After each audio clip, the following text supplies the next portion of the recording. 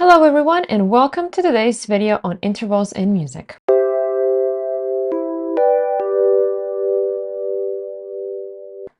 Intervals are the building blocks of music and understanding them is essential for any musician.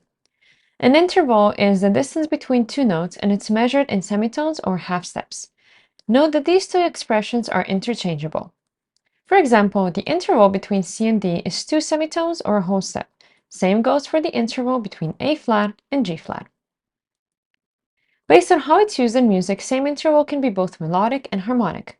Melodic intervals refer to the distance between two notes played one after another. Harmonic intervals refer to the distance between two notes that are played at the same time. Harmonic intervals are used in chords and harmony. The quantity of an interval refers to the distance between two notes. When counting the distance, every line or space of the staff should be counted. An example would be going from G to C. G starts with number 1, and so C is number 4. Therefore, the interval between G and C is an interval of fourth. G to E is an interval of third, and so on. An interval of fourth is a larger interval than the interval of third. The following intervals are used in music: an interval of second, third, fourth, fifth, sixth, seventh, and octave. Unison is the smallest possible interval between two notes that are on the same pitch. Interval quality in music refers to the specific characteristics such as whether the interval is considered consonant or dissonant, stable or unstable, and the emotional effect it can have on a listener.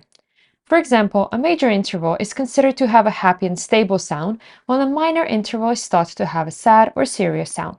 For example, G to B is a major third, while G to B flat is a minor third. The intervals that span within an octave are called simple intervals. When the interval is larger than an octave, we call it a compound interval. In order to work out a compound interval, we can bring the higher note an octave lower. The quality of a compound interval is the same as the quality of the simple interval. For example, minor tenth is an interval that spans one octave plus minor third, therefore we call it a compound minor third.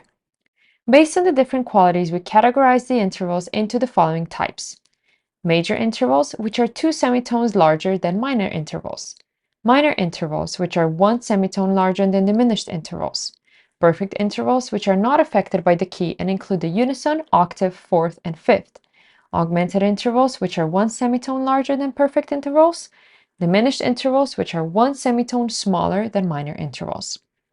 Each interval has its own unique sound and can evoke different emotions in the listener. For example, a perfect fifth is often associated with a sense of stability and resolution, while an augmented fourth or a tritone can create a sense of tension. In addition to understanding intervals, it's also important to understand their inversions. An interval is said to be inverted when one of the notes is moved up or down an octave and the notes are inverted. For example, major third interval between G and B is an inversion of a minor sixth interval between B and G. It's also worth noting that the intervals can be classified as consonant or dissonant. Consonant intervals are pleasing to the ear and the chords built only of consonants sound stable. You can listen to one for a long time without feeling that the music needs to change to a different chord. Examples of consonant intervals are minor third, major third, perfect fourth, perfect fifth, minor sixth, major sixth, and perfect octave.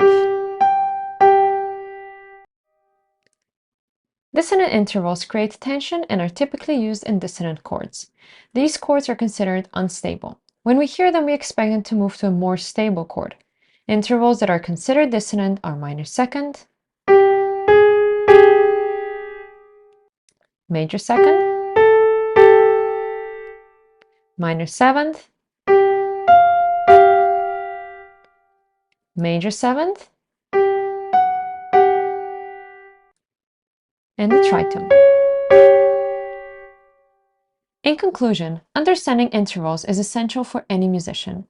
It allows you to create a wide range of emotions in your music and gives you more control over the harmonic structure of your compositions.